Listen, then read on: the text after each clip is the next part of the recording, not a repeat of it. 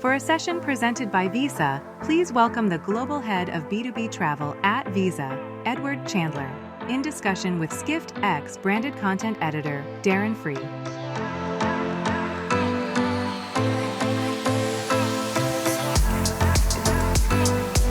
right, thanks, Jeff. Hello, Ed. Hey, how are you? I'm so good. Hello, everyone. I know it will soon be lunchtime, so Yeah. just bear with us. Ed, I'm so glad we have an opportunity to chat again. We last spoke for an article on Skift.com all about the connected trip, this vision for more seamless and personalized payment experiences. So I'm glad we have this chance to chat again. To start us off, can you just tell us about your role at Visa, and then what is your definition of the connected trip? Yeah, sure. So my role at Visa is I look after our global B2B travel business, and that's all about providing our clients and partners with the right virtual card capability and other payout capabilities for them to use to pay, their suppliers.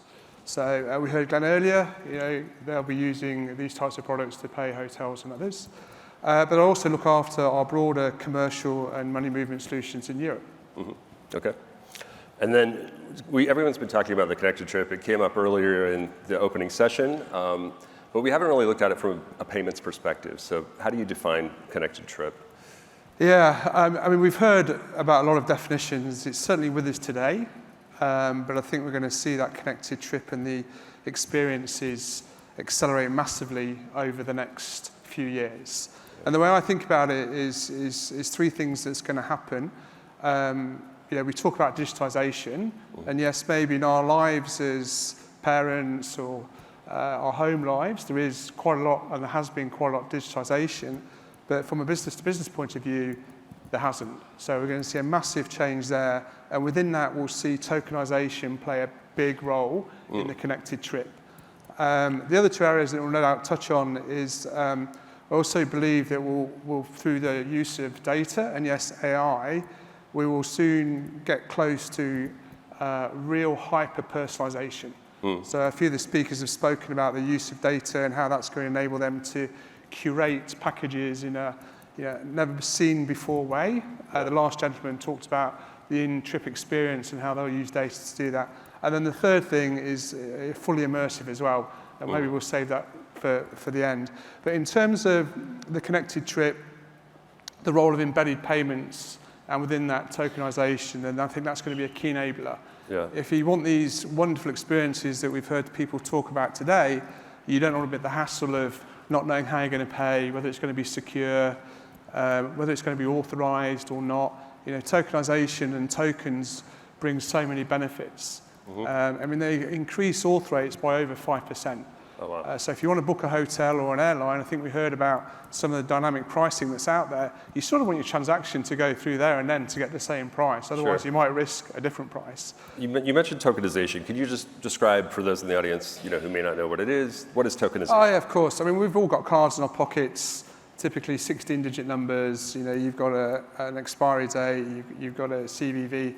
Tokenization, it really just scrambles that into a bunch of numbers and letters that really mean nothing to anybody, and they get decoded at either end of that transaction. And quite often they're unique or one-off.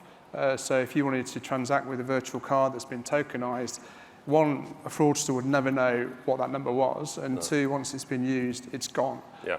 So on the fraud piece, then tokenization reduces fraud on average by over 50%. Okay. So again, for me as a consumer, wanting to experience my connected trip, wanting to all those payments from booking, when I'm in trip, buying excursions or experiences or something at the bar, I sort of want to have that safety and security and confidence to know that my payment is all good and no one's going to steal my card number and go and treat themselves. Yes. So for those in the audience who are OTAs and other travel companies, how can they leverage data from connected trips to kind of cross-sell and upsell their products? Yeah, I mean, massively. I'm sure some of them already are. I think one of the gaps, though, that we see and we're trying to support our clients and partners with is that they see all the data when you make the booking. So you go on to whoever, Expedia, Booking, you say, right, I want that package, hotel, airline, and you make payment. They see that. They see your $1,000 you just spent. but they don't see what happens in between quite often. And so I think what we're working with our clients to do is to enable them to see actually what happens post-booking, during the trip, and using the data to, as I touched on, to really hyper-personalize the in-trip experiences. So whether you've just made the booking, you then want to go on to get travel insurance, or you want to go on to get some experiences in trip, then with our data we can help them do that. I think the other thing that we do a lot of as well is from a destination insights point of view. So a lot of clients, OTAs and others use our data to understand exactly what's going on in those particular cities, or when it's Madrid or Barcelona we saw earlier, and how they can best leverage that data to again curate offers, et cetera, et cetera. The other thing is we do a lot use the data to also identify the big travel corridors. So where are people traveling to and from? Right. Is it from Beijing to New York? Is it New York to somewhere else? Is it London to Paris? What are those big travel corridors at what particular times of the year? And therefore, how as an OTA or someone that's providing their service, how should they be thinking about servicing you when you're making that trip? Okay. And I feel like we would be remiss if we didn't discuss AI. It's the theme of the convention. So what is AI's role in all of this, and how does it kind of pave the way to the connected trip of the future? I mean, it's huge, right? And I think AI is with us. It's been, Visa's been leading AI for 30 years, and we are 100% in. We've invested over $1 billion in AI, continuing to invest heavily as AI has evolved, and we talked a lot, or talking a lot at this conference about generative AI. We've saved $27 billion of fraud as well, and we've got a cheeky little advert running on LinkedIn that says 100% of fraudsters are scared, which is not actually a fact. The first three were facts, right? So AI is going to play an incredible role in helping us do much more around securing our payment networks, securing all the transactions that the OTAs, the hotels, airlines, all of you probably want to secure, for sure, and we'll do that in a way that we're constantly 1 or 2 steps ahead of people that might want to do the opposite. So, using AI and data for good is really important to us. I think the second thing, though, is that AI is going to enable those hyper-personalizations. And we've seen a lot of examples already today about that, and that's going to be honest. Yeah.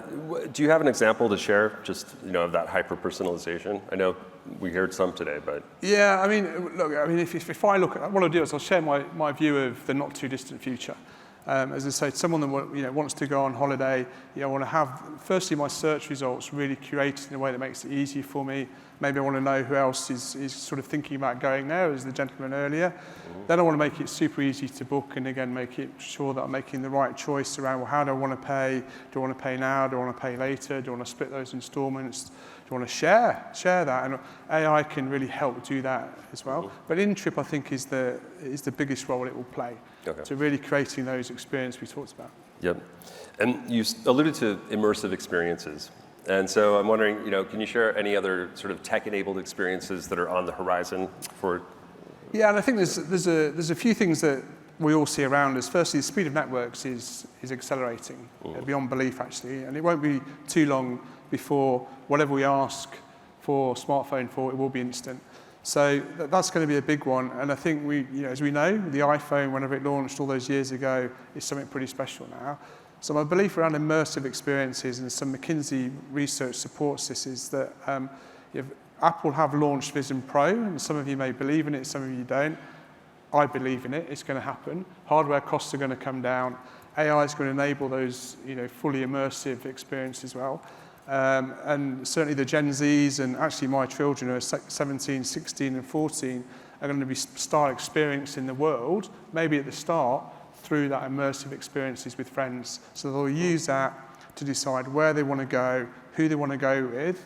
But interestingly, what the research said also, when they're actually physically on holiday, they're also going to use those immersive experiences through virtual reality or augmented reality to supplement or enhance their physical experience.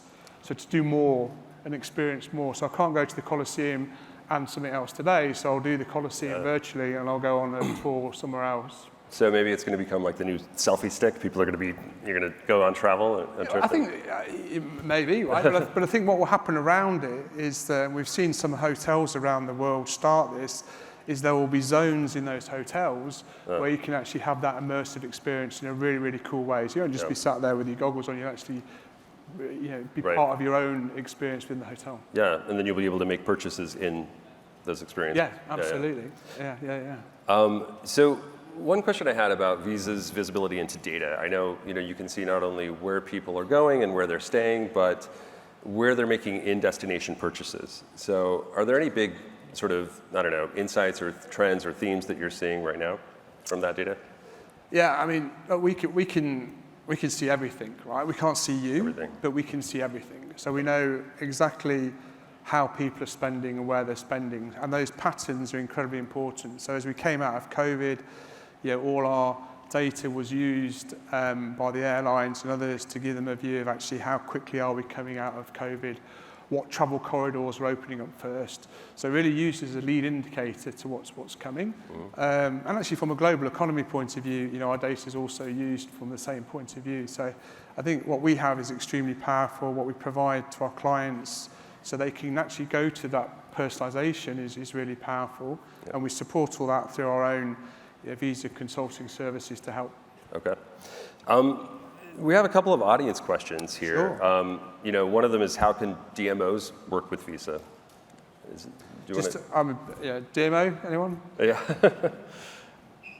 Do you want to answer that one, or is there another question? No, what is a DMO? Oh, sorry, Destination Marketing Organization. Oh, yes, okay, yes. Sorry. How can destinations work? Sorry.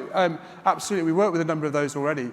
So our Destination Insights, that data there is used by many of those organisations today. We've just got a project running in Greece right now, which is through one of those agencies supporting the Greek government in terms of enhancing how, as I touched on earlier, the experiences, the tourist experiences when they go to Athens and how they can enhance those. Okay, great. Ed, I think that's about all we have time for, but thank you so much. Thank you. Yeah. Well done. All right, take care.